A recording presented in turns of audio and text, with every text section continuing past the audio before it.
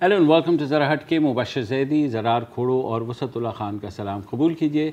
आज पाकिस्तान के लिए एक अच्छा दिन है, ख़ुसूसन पाकिस्तान की अदालतों के लिए, क्योंकि आज जुडिशल कमीशन ऑफ पाकिस्तान ने पाकिस्तान की पहली ख़ातून सुप्रीम कोर्ट जज जिनका नाम जस्टिस आयशा मलिक है और वो लाहौर हाई कोर्ट में सीनियरिटी में चौथे नंबर पर हैं, उनकी सुप्रीम कोर्ट में बहैसियत जज तैनाती की सिफारिश की है। अब ये सिफारिश जो है पार्लिमानी कमेटी के पास जाएगी, जिसको 14 दिन के अंदर इसकी मंजूरी देनी होगी और उसके बाद सदर मुमलिकत जो है इनकी तैनाती का बाज़ाब्ता नोटिफिकेशन कर देंगे। माजी में ऐसी मिसालें कम ही मिलती हैं कि जुडिशल कमीशन ऑफ पाकिस्तान की सिफारिशात को पार्लिमानी कमेटी ने रद्द किया हो। ताहम बार एसोसिएशंस जो हैं उन्होंने आज जो है इस जो इजलास हुआ उसका बाइकॉट, उसके मौके पर तमाम कोर्ट्स का बाइकॉट किया। उनका ये कहना था कि सीनियरिटी प्रिंसिपल के बरखिलाफ़ इनकी तैनाती हुई है, मगर पाकिस्तान खित्ते में वाहिद मुल्क था अफ़गानिस्तान को छोड़ के जहाँ सुप्रीम कोर्ट में आज तक, यानी गुज़िश्ता 74 सालों में आज तक कोई ख़ातून सुप्रीम कोर्ट की जज नहीं बनी। तो अब ये नई नज़ीर बनने जा रही है और उम्मीद है कि मज़ीद जजेज़ आएंगी। मसलन मैं पढ़ रहा था कि पेशावर हाई कोर्ट की जज मुसर्रत हिलाली हैं, वो इनसे उम्र में सीनियर, उनको नहीं किया गया जिसके अभी तक एलिवेट, जिसके बारे में बार एसोसिएशंस और बार काउंसिल ने भी डिमांड की थी। होपफुली वो भी आएंगी सुप्रीम कोर्ट और दूसरी ख़वातीन जजेस भी आएंगी, क्योंकि बहुत बड़ा एक इम्बैलेंस है। जहाँ तक जस्टिस आयशा मलिक का ताल्लुक़ है, कराची ग्रामर स्कूल से मैट्रिक किया उन्होंने, उसके बाद यहाँ कॉमर्स कॉलेज से बीकॉम किया, फिर हार्वर्ड लॉ स्कूल से उन्होंने लॉ में मास्टर्स किया। उसके बाद वो फ़खरुद्दीन जी इब्राहिम साहब बहुत नोन जूरिस्ट थे और उनके साथ उन्होंने उनको असिस्ट भी किया। फैमिली लॉ में उनकी जो है एक्सपर्टीज़ है और उन्होंने बहुत से इंटरनेशनल जो जर्नल्स हैं उनके लिए लिखा। बल्कि सुप्रीम कोर्ट की जब 50वीं सालगिरह के मौके पर उन्होंने एक तरतीब दिया सुप्रीम कोर्ट के जो चीदा ऐसे जजमेंट्स जिनको बहुत सराहा जाता है उनको मुरतब भी किया। जस्टिस आयशा मलिक के अलावा जो है आपने कहा फैमिली लॉज के अलावा बैंकिंग और मर्केंटाइल लॉज और ह्यूमन राइट्स, ये भी इनके पसंदीदा सब्जेक्ट्स हैं, मुख्तलिफ यूनिवर्सिटीज़ में पढ़ा भी चुकी हैं।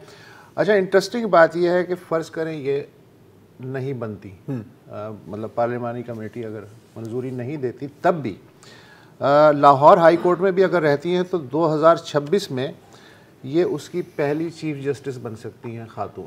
और अगर ये एलिवेट हो जाती हैं तो फिर इनकी जो रिटायरमेंट है 2031 में होगी सुप्रीम कोर्ट से, और 2030 में ये सुप्रीम कोर्ट की पहली खातून चीफ जस्टिस भी बन सकती है। तो इधर वे प्रेसिडेंट है और है। अच्छा, एक और चीज़ का मैं जिक्र करना चाह रहा हूँ अपने ह्यूमन राइट्स की बात की, बैंकिंग की बात की। सेक्सुअल असॉल्ट केसेस में एक तरीका होता था इन्वेस्टिगेशन में, और उसको कहते थे वर्जिनिटी टेस्ट या 2 फिंगर टेस्ट। तो जस्टिस आयशा मलिक की एक लैंडमार्क जजमेंट भी है गुज़िश्ता बरस, उसको भी काफ़ी कवर किया गया था कि ये ऐसा नहीं होना चाहिए, क्योंकि ये ना सिर्फ इसके कोई फ़ायदा भी नहीं है लेकिन ये ट्रॉमेटिक और मज़ीद ह्यूमिलिएशन होती है। इसका ताल्लुक ह्यूमन राइट्स के, और उन्होंने ये कहा था कि डिग्निटी जो है औरत की और ख़ुसूसन विक्टिम की मुतासिर होती है, क्योंकि अकॉर्डिंग टू आर्टिकल 25 जो है जेंडर की बुनियाद पर भी डिस्क्रिमिनेट किया जाता है, और साथ ही साथ जो आर्टिकल 9 और उसके जो डिग्निटी है उस बारे में भी सब ख़वातीन वकला खुश हैं बहुत ज़्यादा, और बेशतर मर्द वकला थोड़े से नाराज़ हैं या वो। लेकिन अगेन इसको सिर्फ आप मिसोजिनी के आड़ में नहीं देख सकते। यकीनन कुछ लोगों का ये भी एक ऑब्जेक्शन होगी, लेकिन जो मेन जो कंट्रोवर्सी चल रही है वही जो आपने जिक्र किया है। अगर कंट्रोवर्सी इसे कहें कि क्या ऐसे होना चाहिए, क्या कोई एक तरीका होना चाहिए, क्राइटेरिया होना चाहिए, या सिर्फ थोड़ा सा मिसोजिनी से ताल्लुक है? नहीं, मैंने कहा है ना कि ये है ताल्लुक, लेकिन सिर्फ आप जुडिशल कमीशन है उसमें तमाम मर्द, ठीक है। अच्छा, इसके अलावा वकला बरादरी में जो जिनसी तफरीक है वो खासी ऑब्वियस वहाँ नज़र आती है। اس کے علاوہ بھی آگے گفتگو بہت اور حالیہ اگر ہم تاریخ دیکھیں، جیسے ہم نے پرسوں بھی ذکر کیا تھا، 2018 میں بلوچستان ہائی کورٹ کی چیف جسٹس بنی جسٹس طاہرہ، اس وقت مسرت ہلالی صاحبہ کا میں نے ذکر کر دیا. 90 کی دہائی میں جسٹس ماجدہ رضوی اور justice Nasira Iqbal Lahore high court کی ججز بھی رہی ہیں، اور آج ہمارے ساتھ موجود ہیں جسٹس ریٹائرڈ ناصرہ اقبال، جو 1994 سے 2002 تک لاہور ہائی کورٹ کی جج رہیں. ویلکم ٹو دا شو. آپ نے ایک نظیر سیٹ کی تھی ناصرہ صاحبہ، اور اب ایک نئی نظیر سیٹ ہو رہی ہے. امید ہے کہ یہ سارا عمل جو ہے بخوبی انجام پائے گا، اور ہم دیکھیں گے کہ پاکستان کی جو سپریم کو عدالت عظمیٰ ہے وہاں پر بھی ایک خاتون جج ہوگی. بہت دیر ہوئی، لیکن جیسے کہتے ہیں دیر آئے درست آئے، تو آپ یقیناً آپ کے جذبات تو ہم جاننا چاہیں گے. بسم اللہ الرحمن الرحیم. پہلے تو میں سب کو مبارکباد پیش کرتی ہوں کہ یہ پہلی مرتبہ ہے کہ یہ مرحلہ ہم طے کر رہے ہیں، اور ایک خاتون جو ہیں وہ سپریم کورٹ کی جج تعینات ہونے کو ہیں، اور اس کے بارے میں پہلی نظیر کوئی نہیں ہے. لیکن ہمارے سارک کے ممالک میں، سری لنکا میں، بنگلہ دیش میں، ہندوستان میں، تمام ممالک میں ہو چکے ہیں خواتین جج سپریم کورٹ. ایک واحد پاکستان پتہ نہیں کیوں رہ گیا. تو یہ اچھا ہوا، جیسے آپ نے فرمایا دیر آئے درست آئے. اور جہاں تک کہ اس کا طریقہ تعیناتی کا ہے، وہ ہمارے آرٹیکل 177 جو ہے نا آئین کا، اس میں واضح ہے. کوئی شخص جو ہے ان گڈ سٹینڈنگ میرٹ پہ 15 سال اس نے پریکٹس کیا ہو سپریم کورٹ میں، تو اس کو کنسیڈر کیا جا سکتا ہے. یا کوئی عدالت عالیہ کا جج جو 5 سال کسی عدالت میں سرو کر چکا ہو یا کر چکی ہو، تو اس حساب سے اس میں ایلیویشن نہیں ہے. دس از اے فریش اپوائنٹمنٹ، اور یہ صرف سپریم کورٹ کی ججز کی تعیناتی کے لیے پروویژن ہے. اور اس میں ہمارے سامنے کوئی ابہام نہیں ہے، کوئی سکم نہیں ہے. لیکن ایک ہمارے یہاں صنفی امتیاز کی وجہ سے آج تک ہو نہیں سکا. اور جیسے آپ نے ابھی فرمایا، بار ایسوسیشن نے آج ہڑتال کی ہوئی تھی. 41 جج ایسے ہیں جو سپریم کورٹ میں اپوائنٹ ہوئے ہیں، اور یہ نظیر موجود ہے کہ اس پہ اعتراض کوئی خاص نہیں ہوا. ایک دفعہ کیس 2002 میں سپریم کورٹ میں آیا تھا کہ یہ کیسے ہو گیا اور کیوں نہیں یہ سینیورٹی پہ ہوا، تو سپریم کورٹ نے فیصلہ کر دیا کہ آرٹیکل 177 جو ہے کانسٹیٹیوشن کا، وہ بالکل واضح ہے کہ یہ سینیورٹی کا اس میں مسئلہ ہے ہی کوئی نہیں. اب یہ دوبارہ سے سپریم کورٹ میں گئے ہیں، یہ ہائی کورٹ بار ایسوسیشن اور بار کونسل والے، تو وہی انجام ان کا ہونا چاہیے جو 2002 میں ہوا. بار کا یہ عدالت عظمیٰ کے سامنے ہے معاملہ، اور وہی فیصلہ کریں گے جو ایک دفعہ پہلے ہو چکا ہے. اور انشاءاللہ میں امید کرتی ہوں کہ عائشہ ملک کے سپریم کورٹ کے آنے سے یہ ہے کہ خواتین کی بھی جو دل کی آواز ہے اس کی سنوائی ہو سکتی ہے. جیسے آپ نے بھی بتایا، وہ 2 فنگر ٹیسٹ جو تھا، جو اگینسٹ ڈگنیٹی آف ویمن ہے اور امتیازی سلوک ہے آرٹیکل 25 میں، وہ انہوں نے اسٹرائک ڈاؤن کر دیا. اس کے علاوہ ان میں آئینی مہارت بھی ہے، آئینی مقدمے کرتی رہی ہیں فیصلہ، اور اس کے علاوہ یہ حقوق انسانی کے بھی کرتی رہی ہیں، اور کاروباری مسائل میں بھی ان کو عبور ہے. تو اس لیے یہ معاملہ فہم ہے، اور میں سمجھتی ہوں ان کا سپریم کورٹ میں آنا نہ صرف کہ یہ خواتین کے لیے ایک طرح امتیاز ہے، ویسے بھی سپریم کورٹ کی کوالٹی میں کوئی کمی نہیں آئے گی، بہتری ہونے کا امکان ہے. اچھا، میں ایک یہاں سوال کرنا چاہ رہا ہوں. آپ نے درست فرمایا کہ سینیورٹی کا ایز اٹ از کوئی لا نہیں ہے، ضروری نہیں ہے کہ سینئر ہو، اور آپ نے شرائط بھی بتا دی کہ 15 برس کی وکالت یا 5 برس کا بطور جج تجربہ. اور آرٹیکل 175A اس کے تحت صرف چیف جسٹس آف پاکستان کی تقرری کے لیے سینیورٹی کا رول تسلیم کیا گیا ہے. میں یہاں توجہ دلانا چاہوں گا آپ کی، جسٹس قاضی فائز عیسیٰ نے سپریم جوڈیشل کمیشن کو حال ہی میں خط لکھا تھا. انہوں نے صرف یہ کہا کہ مسئلہ صرف اتنا سا ہے کہ چیف جسٹس ایک نام پیش کرتا ہے، حالانکہ ہونا یہ چاہیے کہ ایک سے زائد نام پیش کیے جائیں سپریم جوڈیشل کمیشن کے سامنے، تاکہ بہتر انداز میں فیصلہ ہو سکے. آپ کیا کہتی ہیں؟ ایسے یقیناً اگر وہ سوچتے ہیں تو انہوں نے خط لکھ دیا ہے. جو کمیشن کے ثوابدیدی اختیارات میں تھا وہ انہوں نے فیصلہ کر دیا. اور میں یہاں پہ یہ بات کہتی چلوں کہ جسٹس فیض عیسیٰ کی نامزدگی ہوئی تھی directly from the bar as chief justice of the Balochistan high court. یہ سنگل نامینیشن تھی. اس وقت تو ان کو کوئی اس کے بارے میں ابہام نہیں محسوس ہوئے، حالانکہ یہ بات ہمارے لیے ایک اچنبھا بھی تھا، لیکن اس واسطے بھی تھا کیونکہ وہاں کوئی جج ہی نہیں موجود تھا.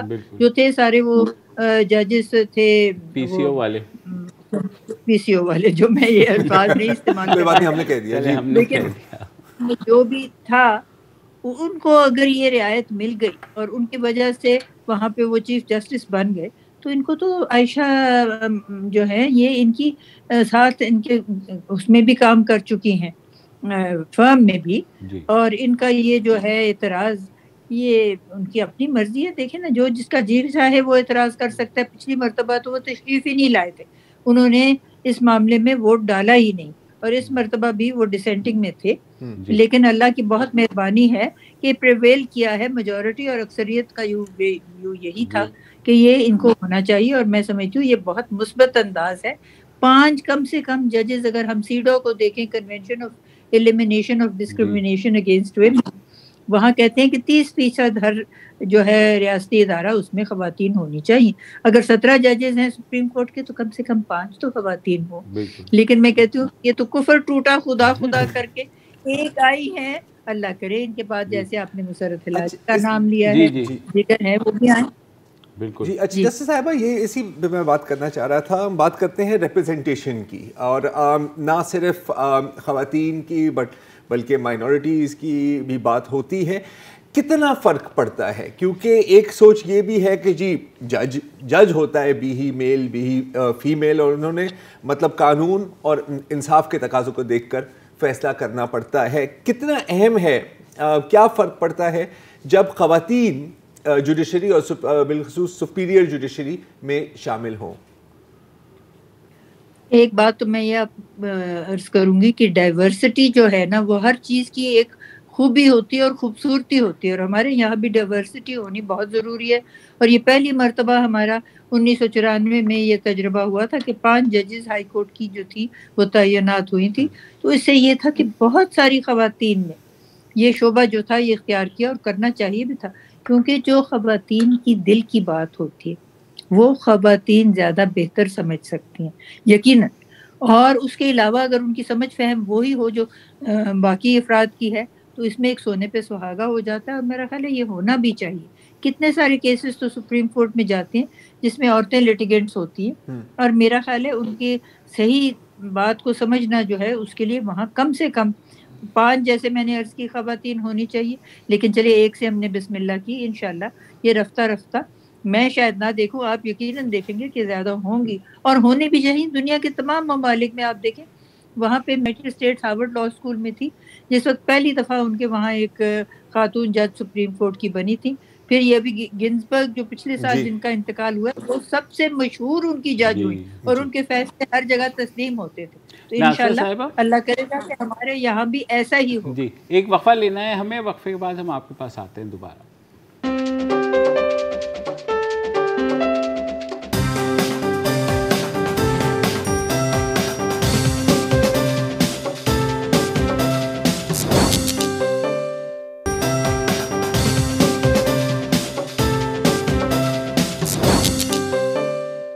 خواتین کی بہت سٹرگل ہے اگر لیگل اس میں دیکھا جائے. آسمہ جہانگیر مرحوم، اس کے علاوہ ہنا جیلانی ہیں، ان کا جو Asma Jilani legal ad sale ہے وہ ہیلپ آؤٹ کر رہا ہے. ویمن ان لا، اب نئی لائرز بہت زیادہ آ رہی ہیں اس شعبے کے اندر. تو آپ کو لگتا ہے کہ چیزیں تبدیلی کی بہتری کی طرف جا رہی ہیں؟ یقیناً جا رہی ہیں، اور اس کی بسم اللہ ہوئی تھی جب فیملی کورٹس کا 1964 میں اجرا ہوا تھا اور قانون بنا تھا کہ ہر ضلع میں کم سے کم ایک خاتون جج ہونی چاہیے جو فیملی میٹرز کو کرے گی ڈیسائیڈ. اور پھر اگر ہر ضلع میں ایک نہ ہو، کیونکہ تب فقدان تھا خواتین وکلاء کا، تو 2 اضلاع میں ایک عورت ہوگی، 3 دن ایک جگہ بیٹھے گی، 3 دن دوسری جگہ. اب یہ صورت ہے کہ منیمم انہوں نے کہا ہے کہ کم سے کم ہر ضلع میں 2 خواتین ججز ہوں جو خواتین کے معاملات جو ہیں فیملی کورٹس میں وہ ڈیسائیڈ کرے. اور اس سے میں سمجھتی ہوں خواتین کو بہت سہولت ہوئی ہے، کیونکہ عدالت میں جانا اور پھر مردوں کے آگے پیش ہونا، عورتیں گھبرا جاتی ہیں. تو تو اس میں ذرا ان کو تھوڑی سی سہولت مل گئی ہے، اور میں سمجھتی ہوں جو جو وقت گزرتا ہے اور تعداد خواتین کی اعلیٰ عدلیہ میں اور عدالت عظمیٰ میں بہتر ہوگی، تو یہ جو ایک جھجک سی محسوس کرتی ہیں خواتین، اور آدھے سے زیادہ تو آپ کو پتہ ہے داد رسی کے لیے جو لوگ آتے ہیں وہ ہوتی ہی خواتین ہیں، ان کو بہت سے مسائل ہوتے ہیں، اور اس طریقے سے یہ ہے کہ ان کو انصاف ملنے کی توقع جو ہے وہ بڑھ جاتی ہے۔ ہم جنس جب ہوتے ہیں نا تو ان کے سامنے بات پیش کرنی آسان ہو جاتی۔ میں نے محسوس کیا کہ میری عدالت میں خواتین آتی تھی تو ان کو اس بات میں محسوس ہوتی تھی تھوڑی سی سہولت، اور جس وقت میں ریٹائر ہو رہی تھی وہ کہتے تھے آپ چلے جائیں گے تو کیا ہوگا؟ میں نے کہا سب ججز ایک جیسے ہوتے ہیں، مردوں کے آپ کا کیس لگیں گے وہ بھی آپ کے ساتھ اسی طریقے سے انصاف کریں گے، اور میرا خیال ہے ہمیں توقع بھی یہی کرنی چاہیے کہ اس میں کوئی صنفی امتیاز نہیں ہونا چاہیے جب عدالت میں آپ فیصلہ کرنے بیٹھیں۔ اچھا، اب ہونا تو نہیں چاہیے لیکن بدقسمتی سے ہوتا ہے۔ ابھی تک آپ نے ہم نے بات کی ہے لیٹیگنٹس کے پوائنٹ آف ویو سے کہ خواتین آتی ہیں، ان کے سامنے اگر فیمیل جج ہو تو بہتر ہوگا۔ میں آپ سے پوچھنا چاہ رہا ہوں کہ ذاتی طور پر آپ کا ایک پورا کریئر رہا ہے لیگل کمیونٹی میں، عدلیہ میں، آپ کو کس مشکلات کا سامنا کرنا پڑا؟ کیونکہ ظاہر ہے میل ڈومینیٹڈ پروفیشن تو تھی، کتنا اسٹرگل کرنا پڑا، کہاں سے اپوزیشن ملی اور کہاں سے سپورٹ ملی؟ میں آپ سے عرض کروں کہ مجھے بہت بڑی آسانی یہ ہوئی کہ میں نے بہت لیٹ عمر میں جوائن کیا۔ میرے شوہر جو تھے وہ عدالت میں، ہائی کورٹ کی عدالت میں وہ جج تھے، 1971 سے تقرر ہوا تھا، پھر چیف جسٹس بنے، پھر وہ سپریم کورٹ میں گئے۔ تو میں نے تو ایک تہیہ کر لیا، میں نے کہا اقبال کے خاندان میں کوئی ایسی بات نہیں ہونی چاہیے جس سے لوگوں کی انگشت نمائی ہو۔ تو میں نے تو عدالت کی دہلیز اس وقت پار کی اور پریکٹس شروع کی جب میرے شوہر سپریم کورٹ سے ریٹائر ہوئے۔ تو میری عمر زیادہ تھی اور میرا تجربہ پڑھانے کا کئی سالوں کا تھا، اس لیے لوگوں نے عموماً اعتراض نہیں کیا۔ لیکن جب ہمارے فیملی کورٹس میں میری ہی شاگردیں نوجوان لڑکیاں جاتی ہیں تو ان کے ساتھ اب بھی کئی دفعہ جو مرد وکلاء ہیں وہ کچھ ہراساں کرنے کی کوشش کرتے ہیں اور کہتے ہیں جی آپ گھر جائیں، آپ یہاں کیا کر رہے ہیں، آپ کا کام ہے بچوں کو سنبھالنا۔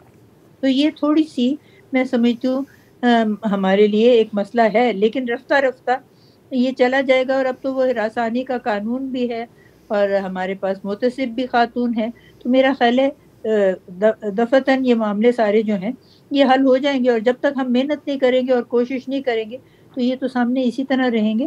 یہ سب مسئلے جو ہیں یہ ہم نے خود حل کرنے ہیں۔ ناصرہ صاحب، میں یہ بھی جاننا چاہتا ہوں آپ کا ظاہر انٹریکشن رہا ہوگا جسٹس عائشہ ملک کے ساتھ، ایک ہی شہر میں آپ لوگ رہے ہیں کہیں نہ کہیں، تو ہم مزید بھی جاننا چاہتے ہیں کہ آپ کب سے انہیں جانتی ہیں اور آپ کے خیال میں کہاں کہاں انہوں نے جو ہے بیریئرز کو جو ہمارے ٹیبوز ہیں ان کو توڑا؟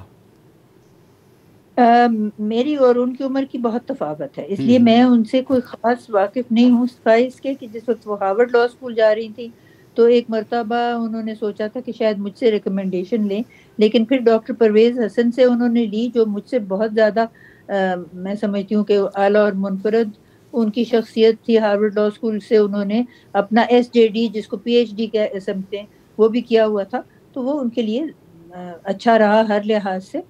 لیکن یہ ہے کہ میں یہ جانتی ہوں، اخباروں میں نے ان کے فیصلے پڑھے ہیں کہ وہ معاملہ فہم ہے، اور جو بھی معاملہ ان کے سامنے پیش ہوتا ہے، چاہے انسانی حقوق کا ہو، چاہے خواتین کا ہو، چاہے ان کا ہو، چاہے کوئی بینکنگ کا معاملہ ہو، تو اس کو پوری توجہ سے اس پہ اپنا مائنڈ اپلائی کرتی ہیں اور بڑی پھر احتیاط سے فیصلہ لکھتی ہیں۔ تو جو فیصلہ احتیاط سے لکھا جائے اور وہ عدالت عالیہ میں ہو فیصلہ، تو عدالت عظمیٰ کو اوور ٹرن کرنے کا چانس بہت کم ہوتا ہے، اور میں سمجھتی ہوں ان کی رپورٹڈ ججمنٹس بہترین ہیں، اور اس حساب سے جو میری انٹریکشن ہے وہ زیادہ تر اخبارات کے ذریعے ہے یا جو بھی ان کے فیصلے آئے ہیں، اور میں سمجھتی ہوں کہ انشاءاللہ یہ خوش آئند ہے ہمارے لیے کہ وہ سپریم کورٹ میں آ رہی ہے۔ جسٹس صاحب، اب میں یہ جاننا چاہتا ہوں کہ وہ ٹھیک ہے، بہت ایک گلاس سیلنگ تو ٹوٹ گئی، لیکن جو اوور آل سلیکشن کا سٹرکچر ہے ترقی دینے کا اعلیٰ عدلیہ میں، اس سے آپ مطمئن ہیں یا اس میں ریفارمز کی گنجائش ہے؟ دیکھیے، ہر چیز میں بہتری کی تو ہمیشہ گنجائش ہوتی ہے۔ ہمارے قوانین 1860 میں بنے ہوئے ہیں بہت سے، اس میں ریفارمز آنے کی ضرورت ہے۔ میں لارڈ جسٹس کمیشن کی ممبر رہ چکی ہوں اور اس وقت ہم نے بہت سارے پرپوز کیے تھے تبدیلیاں، لیکن تبدیلیاں تو مقننہ کرنی ہوتی ہیں۔ تو وہ رفتہ رفتہ کر رہے ہیں، یا پھر عدالتی فیصلوں سے بھی تبدیلی آ جاتی ہے. تو یہ جو ججز کی تقرری کا معاملہ ہے، یہ جوڈیشل کمیشن تو اب جو ہے یہ میرا خیال ہے 18ویں ترمیم میں یہ شامل ہوئی، اس سے پہلے تو تھی ہی نہیں. تو وہ صرف جو چیف جسٹس تھی اس کی واحد سوابدید تھی کہ کس کو جج نامزد کرنا ہے. تو یہ سارے معاملات جو ہیں یہ آہستہ آہستہ سلجھ رہے ہیں، اور اس میں مزید تبدیلی بھی لائی جا سکتی ہے، آئین میں تبدیلی ہو سکتی ہے، خواتین کی ریپریزنٹیشن تمام ان شعبوں میں زیادہ ہو، تاکہ جس وقت چناؤ کا مسئلہ آئے وہ اپنی رائے بھی دے سکے. اب دیکھ لیجیے نا، اس کمیشن میں آج تک کوئی خاتون نہیں ہے اور نہ بار کاؤنسلز میں ہے. اس سے ذرا ہمیں تھوڑا سا مسئلہ ہوتا ہے. اور میرا خیال ہے بار ایسوسیشنز کی بھی صدور ہماری لاہور ہائی کورٹ میں تو صرف 4 رہ چکی ہیں، اور سپریم کورٹ میں آسمہ جہانگیر واحد ہیں جو سپریم کورٹ بار کی صدر رہی ہیں. بہت بہت شکریہ ناصر صاحبہ، آپ نے تفصیل سے بیان کیا، اور اسی پازیٹیو نوٹ پر ہم ایک وقفہ لیتے ہیں اور واپس آتے ہیں.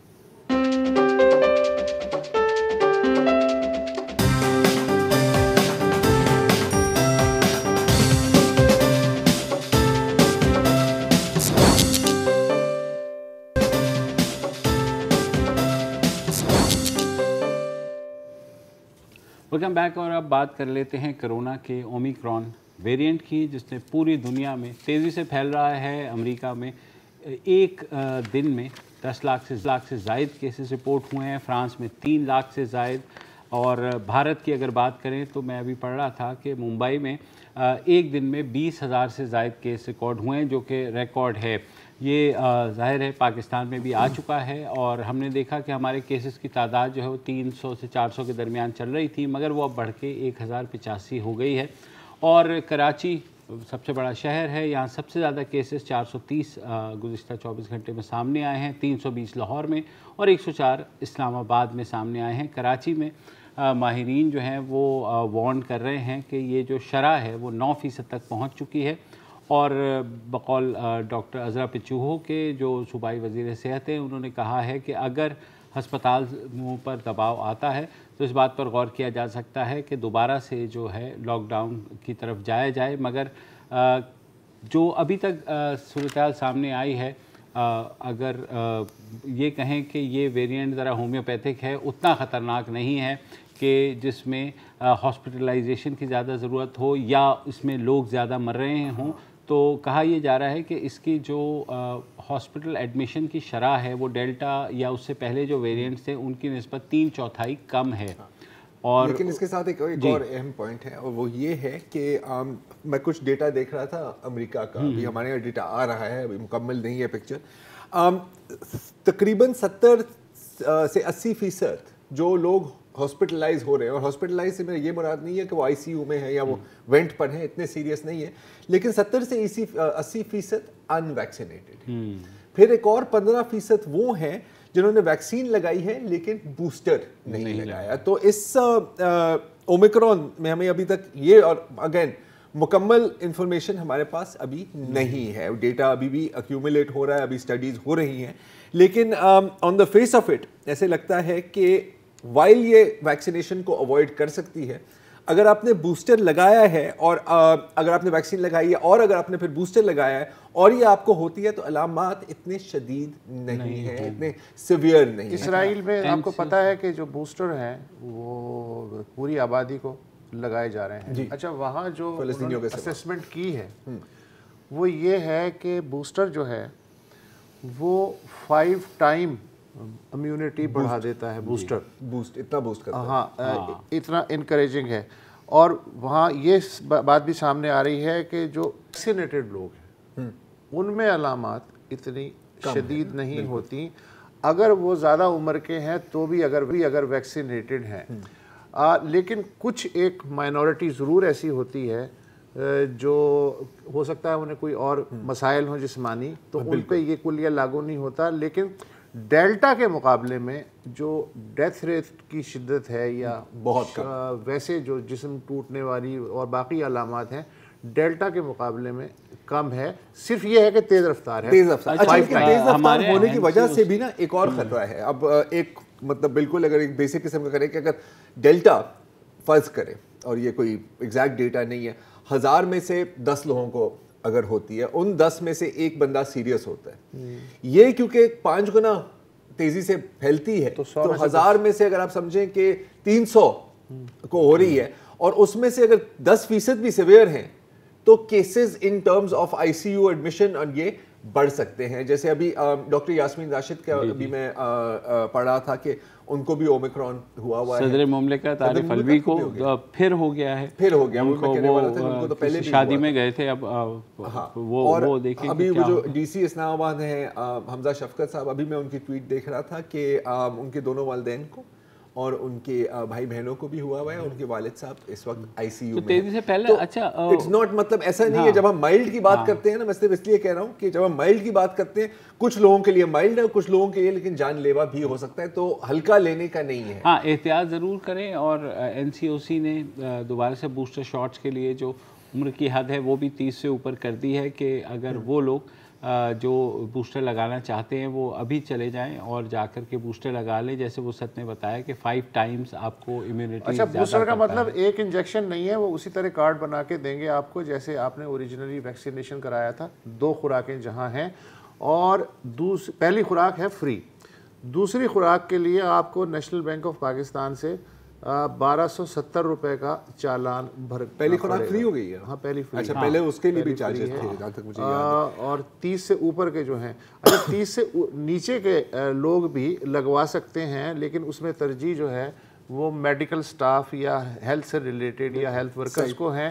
لیکن فورن ٹریول آپ کرنا چاہتے ہیں تو پھر آپ کے لیے تو بھی آپ کو ایگزیمشن ہے, آپ کسی بھی ایج کے ہوں آپ لگوا سکتے ہیں. دوسرا یہ ہے کہ بوسٹر جو لگائے جا رہے ہیں وہ فائزر کے لگائے جا رہے ہیں, جو کہ ایک اچھی بات ہے. تو یہ نہ گھبرائیے کہ آپ کی ویکسینیشن اگر چائنیز ہوئی ہے تو بوسٹر یہ کیوں لگایا جا رہا ہے. بہت سے لوگوں کو غلط فہمی ہوتی ہے اور میں نے اکثر لوگوں کو دیکھا ہے کہ وہ جا کر کے آرگیو بھی کرتے ہیں کہ جناب ہمیں جب وہ لگا ہے تو اب یہ کیوں لگا رہے ہیں. تو بوسٹر شاٹ جو ہے وہ فائزر کا سب سے اس وقت بہتر ہے. اگر آپ نے پلاؤ کھا لیا تو آپ بریانی بھی کھا سکتے ہیں. اچھا اب جہاں تک اس کی جو سمٹمز ہیں, علامات ہیں, وہ کچھ مختلف ہیں. جو ہمارے باپ دادے کے زمانے کا جو کرونا وائرس تھا, اب تو ایسے ہی لگتا ہے نا کہ پتہ نہیں پچھلے 15-20 سالوں سے یہ سلسلہ چل رہا ہے, پتہ نہیں کب ختم ہوگا.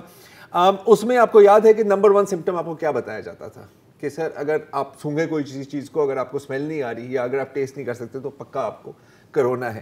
اس پر اومیکرون میں آپ نہ جائیں کیونکہ بہت کم کیسز ایسے ہیں جس میں you lose your sense of taste and smell. اس میں کیا ہوتا ہے کہ ایک تو آپ کو کھانسی بہت زیادہ آتی ہے, آپ کا ناک بند ہو جاتا ہے, کنجیشن ہوتی ہے, ناک بہتا ہے اور تھکاوٹ بہت ہوتی ہے. یہ تو چلے پچھلے والے میں بھی آپ کو اچھی طرح سے پتہ ہے کیا, بالکل ہم سب کو ہوا ہے, آپ کو پتہ ہے کیسے ہوتا ہے. اور جو اب تک ہمیں پتہ لگا ہے وہ یہ ہے کہ یہ پھیپھڑوں کے اندر بہت اندر نہیں داخل ہوتا, مطلب کہ جیسے ڈیلٹا ہوتا تھا. اچھا ڈیلٹا کا تھوڑا سا زیادہ نمونیا کی طرح تھا کیونکہ نمونیا آپ کو پتہ ہے ڈائریکٹ آپ کے لنگز کو ہٹ کرتی تھی. یہ کہا جا رہا ہے کہ زیادہ برونکائٹس کی طرح ہے, سینے تک زیادہ, سینے تک میں بالکل اس اپر ریسپریٹری ٹریکٹ سینے میں رہتا ہے, یعنی کہ بلغم بہت زیادہ ہوتی ہے, کھانسی بہت زیادہ ہوتی ہے, لیکن وہ جو لنگ ڈیمیج جو سب سے خطرناک چیز تھی, اور اس میں آکسیجن آپ کا ڈراپ ہو جاتا ہے, اس میں آپ کو وینٹیلیٹر پر جانا پڑتا ہے, سانس نہیں آ رہا ہوتا, وہ سلسلہ اس میں نہیں ہے. ہاں لیکن یہ اس میں بھی ایکسیپشنز ہوتی ہیں. اس کا مطلب یہی ہے کہ آپ وہ تمام حفاظتی اقدامات جو آپ نے پہلے کیے, مثلا جس میں بنیادی ماسک لگانا ہے وہ ابھی لگائیے, کیونکہ جس تیزی سے یہ پھیل رہا ہے کسی کو نہیں پتا, اور خدا نہ کرے اگر آپ کے اندر کوئی پرانی علامات ہیں کسی, تو یہ ورسن بھی ہو سکتا ہے. اس بات کی کوئی گارنٹی نہیں ہے کہ آپ اس کو ہلکا لے لیں کہ جناب یہ ویریئنٹ تو جو ہے. اور مجھے پتا ہے کسی کا موڈ نہیں ہے, ٹھیک ہے, مائی سیلف انکلوڈیڈ, کہ بندہ ماسک پہن کے گھومے اور اس طرح کی مائلڈ سمپٹمز جو ہیں اس کے جو ذیلی نقصانات ہیں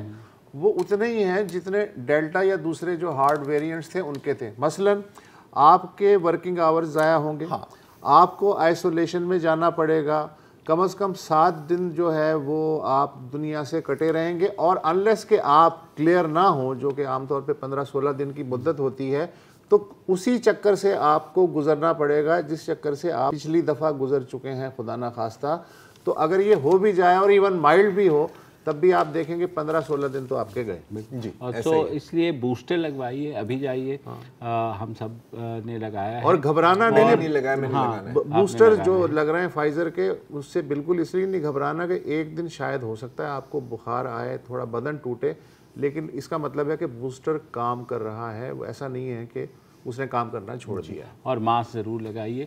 فی الحال وقفہ لیتے ہیں جی, وقفے کے بعد واپس آتے ہیں.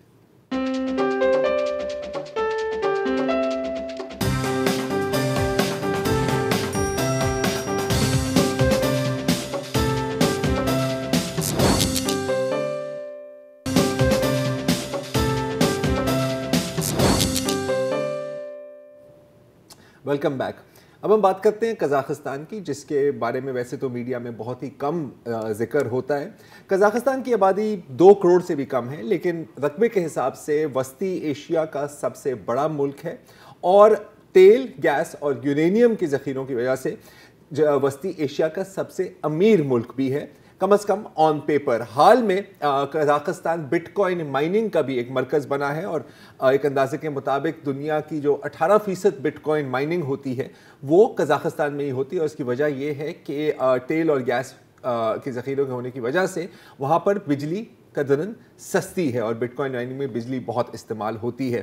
لیکن جیسے ہم اکثر دیکھتے ہیں, یہ جو دولت ہے جو وہ عوام تک نہیں پہنچتی, تقسیم نہیں ہوتی. جیسے کہ اگر آپ ایوریج تنخواہ دیکھیں قزاقستان کی تو وہ ₹1,00,000 سے بھی کم ہے, اور زیادہ تر جو دولت ہے, جو پیسے ہیں, وہ سیاسی اور بزنس ایلیٹ کے ہاتھوں میں ہیں, اور یہاں پر سیاسی اور بزنس ایلیٹ ایک ہی چیز ہے. یہ زیادہ شدید مسئلہ ہے جو قزاقستان کے مغربی علاقے ہیں. اچھا, مغربی علاقوں میں سب سے زیادہ تیل بھی ہے, لیکن سٹینڈرڈ آف لیونگ اور شرائع غربت سٹینڈرڈ لیونگ سب سے کم ہے, اور شرائع غربت سب سے زیادہ ہے. ڈیولپمنٹ بھی بہت کم ہوئی ہے ان علاقوں میں. اسی لیے ابھی حال میں جب لیکوڈ LPG لیکویفائڈ پیٹرولیم گیس کی قیمت میں 2 گنا اضافہ ہوا ایک ہی دن میں, تو وہاں پر آگ لگ گئی. ایک مرکز جو بنا ہے, پچھلے 4 دنوں سے وہاں پر مظاہرے ہو رہے ہیں قزاقستان میں, اور مرکز ان کا المتی ہے جو ان کا سابق دارالحکومت تھا, یہ ہے مشرق کی طرف, اور پھر مغربی صوبوں میں. لیکن اب یہ مظاہرے پھیل بھی رہے ہیں اور مزید شدت بھی اختیار کر رہے ہیں. ابھی تک اطلاعات کے مطابق درجنوں لوگ ہلاک ہوئے ہیں, سیکیورٹی فورسز بھی اور مظاہرین بھی. ان کی تصدیق کرنا اس وقت تقریباً ناممکن ہے, کیونکہ قزاقستان نام کی تو جمہوریت ہے, لیکن ان ریالٹی ایک نیم ڈکٹیٹرشپ ہے. 80% جو سیٹیں ہیں وہ حکمران جماعت کی ہی ہیں پارلیمنٹ میں, اور میڈیا کے اوپر مکمل قابو ہے. تو قزاق میڈیا اور رشین میڈیا جو ہیں, رشیا ان کے ایلائی ہیں, وہ صرف سیکیورٹی فورسز کی کیجویلٹیز پر رپورٹ کر رہے ہیں, باقیوں کے بارے میں ہمیں نہیں پتہ. المتی میں بین الاقوامی ہوائی اڈے پر بھی مظاہرین نے قابو کیا, میئر کے بلڈنگ کو بھی نظر آتش کیا, اس کے ساتھ ٹاؤن ہال پر بھی حملہ کیا, اور جو صدر ہیں قزاقستان کی ٹوکڈیو صاحب, ان کی اپنی جو ذاتی رہائش ہے اس پہ بھی حملہ کر کے اس کو نظر آتش کرنے کی کوشش کی.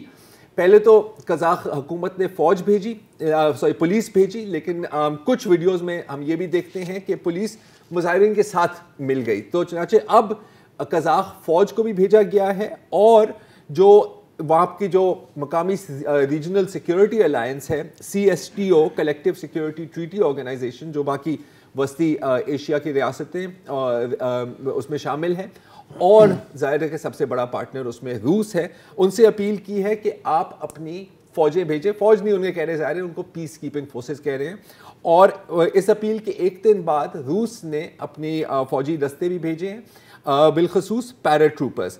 اچھا, انٹرسٹنگ بات اس میں یہ ہے کہ بیلاروس سے بھی فوجیں آئی ہیں, اور اگر آپ ان بیلاروس کی خبروں کو تھوڑا سا فالو کرتے ہیں تو آپ کو پتہ ہوگا کہ حال میں ہی بیلاروس میں بھی ان کی اپنی حکومت کے خلاف مظاہرے ہوئے ہیں, اور بہت ہی بے دردی اور کافی ظالم انداز میں بیلاروس کی فوج نے ان کو کچلا ہے. اچھا, LPG کا کیا مسئلہ ہے؟ اگین آن پیپر بہت ذخیرے ہیں. 2020 میں روزانہ تقریباً 2 ملین بیرل تیل کی پیداوار رہی ہے قزاقستان کی, اور تقریباً 32 بلین کیوبک میٹرز گیس پیدا ہو رہا ہے. اور میں ہر دن کی بات کر رہا ہوں یہاں پر، ڈیلی پروڈکشن کی بات کر رہا ہوں. اچھا، کیونکہ سبسڈی بھی دی جاتی ہے تو اس کی قیمت ہمیشہ کم رہی ہے، لیکن اس سے ہوا کیا کہ شارٹیج پڑ گئی. وہ اس لیے کہ حالانکہ ڈومیسٹک کنزمپشن کم ہے، یہ ایکسپورٹ کے لیے استعمال ہونے لگی، جو ان انڈسٹریز کی طرف گئی جو ایکسپورٹ کر رہے تھے، اور ظاہر ہے کہ جو بزنس ایلیٹ ہے، جو اسٹیبلشمنٹ ہے قزاقستان کی، وہ سارے پیسے ان کی جیب میں جا رہے تھے. تو پچھلے سال 1.5 سال میں قزاقستان حکومت نے ایک فیصلہ کیا کہ ہم یہ سبسڈی ہٹائیں گے، اور اب یہ ایک لبرل نظام ہوگا جس کو نیو لبرل نظام کہا جاتا ہے، جس میں مارکیٹ پرائس طے کرے گی. مسئلہ ایسے کیا ہوا کہ جن مغربی علاقوں کی میں ذکر کر رہا تھا، وہاں پر تقریباً 70 سے 80% گاڑیاں چلتی ہی سلنڈر پر ہیں، LPG پر. اور کیونکہ ویسے ان کی تنخواہ کم ہے، ویسے وہ مشکلات کا سامنا کرنا پڑ رہا ہے، مہنگائی پوری دنیا میں ہے، ان کے لیے اب ان کی گاڑی چلانے کے لیے جو خرچہ کرنا پڑتا ہے وہ 2 سے 3 گنا بڑھ گیا. اچھا، شروع تو یہاں سے ہوا، لیکن اب ظاہر ہے کہ یہ ایک سیاسی رنگ بھی اختیار کر رہا ہے. المتی میں جو سابق صدر ہیں قزاقستان کے، نور سلطان نظربایف، ان کا ایک بہت بڑا مجسمہ ہے، اس کو بھی گرایا گیا، اور جو نعرے بلند کیے جا رہے ہیں وہ نور سلطان نظربایف کے خلاف بلند کیے جا رہے ہیں. اور اگر میں ان کا ترجمہ کروں تو وہ کچھ ایسا ہے کہ بڈھے گھر جاؤ، یا گو بڈھے گو، کیونکہ کافی عمر ہے ان کی. تھوڑی سی میں آپ کو تاریخ بتانا چاہ رہا ہوں قزاقستان کی. منگول امپائر کے ٹوٹنے کے بعد یہ ایک آزاد ریاست بنی قزاق خانیٹ کے نام سے، لیکن پھر 18ویں سے رشین امپائر یہاں پر قابض ہو گئی، جیسے پوری سینٹرل ایشیا پر قابض ہوئی تھی.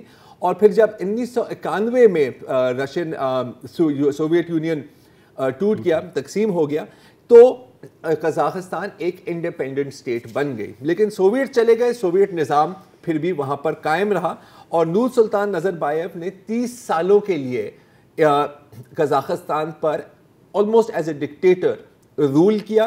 2019 میں اچانک سے استعفیٰ دے دیا، لیکن ابھی بھی وہ نیشنل سیکیورٹی کاؤنسل کے سربراہ ہیں، اور کہا یہ جاتا ہے کہ اصل جو فیصلے ہیں وہ نیشنل سیکیورٹی کاؤنسل ہی کرتی ہے. تو اب سارا جو توپوں کا رخ ہے وہ ان کی اپنی جو اسٹیبلشمنٹ کہہ سکتے ہیں، اولڈ آرڈر کہہ سکتے ہیں، ان کی طرف ہے. اچھا، اب یہ قزاقستان ہمیشہ خود مختار ہونے کے بعد بھی ہمیشہ رشین انفلوئنس بہت رہا ہے، جیسے پوری سینٹرل ایشیا میں رہا ہے. حال میں بیلٹ اینڈ روڈ پروجیکٹ کی وجہ سے چین کا بھی وہاں پر انفلوئنس بڑھتا ہوا ہمیں نظر آتا ہے.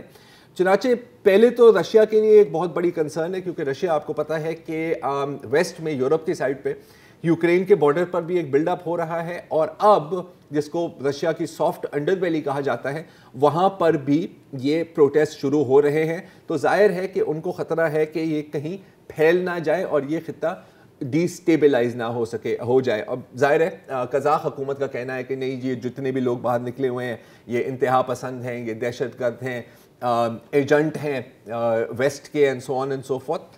کچھ سچ اس میں ہو سکتا ہے، لیکن بظاہر لگ رہا ہے کہ یہ پاپولر پروٹیسٹ ہیں. نہ صرف اور چنگاری ضرور یہ گیس اور تیل کی قیمتیں کی شکل میں آئی ہوگی، لیکن مواد پہلے سے تیار تھا، اور کافی فرسٹریشن بھی تھی قزاقستان میں. جی، جو بنیادی مسئلہ ہے وہ آئل اور گیس کی قیمت نہیں ہے. بنیادی مسئلہ یہ ہے کہ ایک عام قازق، آپ بھی ہوتے تو یہی سوچتے کہ یار پیٹرولیم اور گیس کی قیمتوں میں کیوں اضافہ ہوا ہے، جبکہ سینٹرل ایشیا کی جو 60% GDP ہے وہ اکیلا قزاقستان پوری کرتا ہے. یہ جو ہے شل کیل کا جو نعرہ لگ رہا ہے، بڈھے گھر جا، نور سلطان نظربایف کے لیے 37 برس سے وہ کسی نہ کسی شکل میں آج بھی برسر اقتدار ہیں. ان کے داماد ہیں Timur Kulibayev. Oil and gas کی مونوپلی اس خاندان کے پاس ہے، banking, retail, telecom, construction. ایک بیٹا جو سیکیورٹی ایجنسی، انٹیلیجنس ایجنسی، اس کا سربراہ ہے. آزادی صحافت کے لحاظ سے 180 ممالک میں 166 نمبر پہ، لہٰذا آپ بھونک بھی نہیں سکتے ہیں. تو جب انتقال اقتدار کا کوئی پرامن آئینی طریقہ نہ ہو اور ہر الیکشن میں 100% ووٹ حکمران پارٹی کو بنے، تو بھائی صاحب پھر یہی ہوتا ہے، اتنی سی بات، یہی ہوتا ہے، اور کچھ نہیں. تو بندہ سبق ہی سیکھ لے. اور آج کے لیے اتنا ہی، اجازت دیجیے، خدا. السلام علیکم. اگر آپ کو ہمارے شو پسند آیا ہے تو پلیز ہمارے یوٹیوب چینل کو سبسکرائب کریں, اور اگر مناسب سمجھے تو اس ویڈیو کو لائک بھی کر لیں, تو کوئی حرج نہیں ہے, اور شیئر بھی کر لیں اور کمنٹ بھی کر دیں جی, ورنہ وہ سب ایسے ہی لکھتے رہیں. اور یہ جو دونوں کہہ رہے ہیں یہ کر لیں جی پلیز, نہیں تو ہمیں بھی گھر جانا ہے, میں آپ کے کمپیوٹر میں نہیں رہنا 24 گھنٹے. صحیح بات.